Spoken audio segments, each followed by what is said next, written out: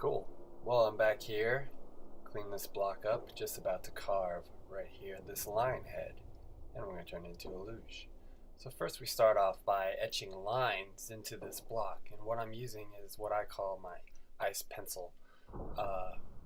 Just a really crudely made homemade ice pick that ends up actually doing pretty good for scratching an ice.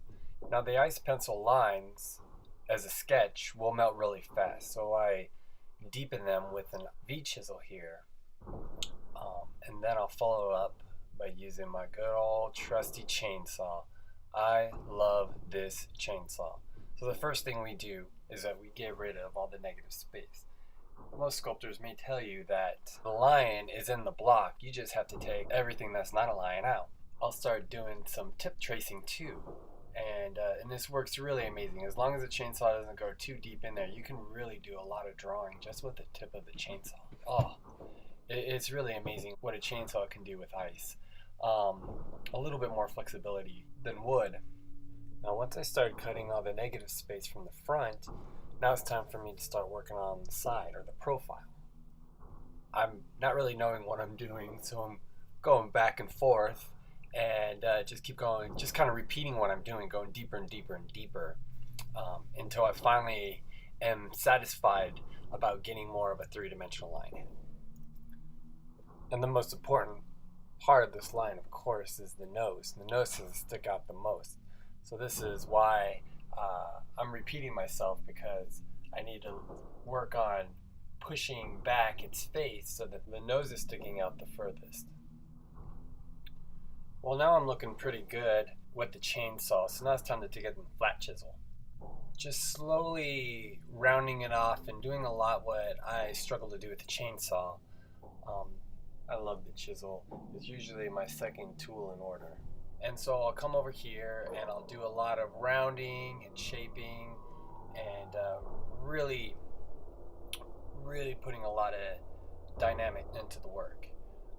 I'm not too concerned about getting it really smooth with the chisel. It's more of just roughing it into shape. How I use the chisel really affects on how the ice is carved. Using the flat side of the chisel really wants to dig inside the ice, while using the bevel side really wants to do a scooping motion. So this is very important to consider when I'm carving the ice. With enough experience, I don't even think anymore. I just let the hand do all the work. It's really kind of fun.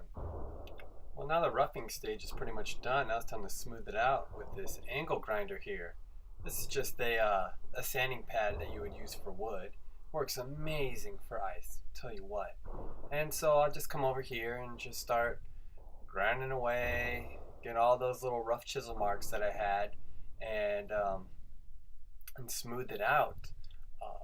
Really kind of putting this baby into shape. Now that I've smoothed everything out, now we're going to use this Japanese keyhole saw right here. And all I've done was just bend it, and so I can get some nice curves, and it's really good for this convex scooping motion right here. Really rasp it and sand it down to get all those little chisel marks that were made. So this is a good tool for getting into really fine detail, because I'm down to get some detail work. So we'll just work in the face here, get those eye sockets all shapened out, get this nose into shape, into play, work on a little bit of the lips, around the chin. It's a really good way. These hand tools are just amazing on really getting into those intricacies of facial features without the risk of taking too much off too fast with the power tools. Now what we got over here, this is a die grinder, and this bit here is called a shark bit, made by a world famous ice carver in Fairbanks, Alaska, my hometown. And this bit is amazing. Now it's time to start working on its hair. So right now I'm just etching in deeper on getting into the lines of its hair to give little clusters and bunches. What's really interesting about hair is that even though it's a bunch of lines. Hair is actually drawn more in clumps and bunches. If you look really close at hair, it more comes in clusters, and you just draw those shapes, and it will have some highlighted lines or shadow lines that you're more emphasizing. Because when you're first beginning out, some people just see it for what it is, or they know what it is, and they try to draw what they know, but not what they see. And next thing you know, you get some, you draw something with hair on it. It looks like they're balding or thinned. So there's a little tip on about hair. All right, now it's time to get into detail. So with the smaller die grinder, I got this special bit here called a Roscoe bit, and this is kind of like a rotating pencil in a way. And so here about those shadow and highlight lines I was talking about, this is what I'm doing now, just to give a little bit of more definition into the line's mane. There's a lot into it, so it takes a lot of work. Come over here. Now we're going to start working in the nose, start detailing that. I'm saving the nose for last because I don't want all this detailed hard work to melt. So here you can see just the amazing precision you can get with this tool. A little bit of lines to define the mouth, and we got it. So now it's time to get to the eyeballs. We're going to do the eyeballs last. And then I take my little ice pencil that I have, and I'll start drawing the eyeballs in there, making sure that they look good on each side, same width, same height, and all that good stuff. And once I got there, then I'll go back to my little Roscoe bit in the die grinder, and I'll etch it in there. Then bring out the flat chisel, come over here and round the eyeballs out inside the socket, and make sure that they're starting to look good.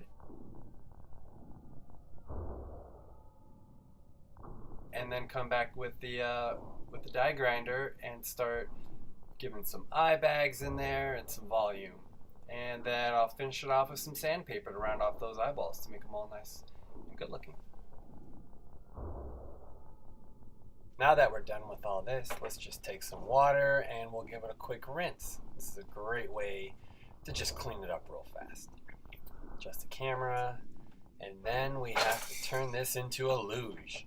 Now to do that, I got these extra long drill bits, and I'll find my 2 points. One's right through the mouth, so I'll drill right up through there, and the other one is right here in the back of its head for the bartender.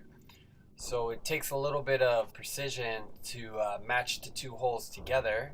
Spritz some water in there to clean it out. Okay, so we got some pour in there, and then we will clean up a little bit more under his chin here. Yeah, now let's give it a test. Okay, it looks good. And then we'll just clean up a little bit at the bottom, and we are done. Thank you. Let's see, spinner. Oh, that's pretty cool looking. Look at that, I like that. And we'll spin this around a little bit. And there's our lion. And here we go, all set up at the event. Got a little bit of acclimation going on. It was a huge hit. Had a cranberry spritz that poured down it. This is what it looked like about 4 hours later. Thanks for watching.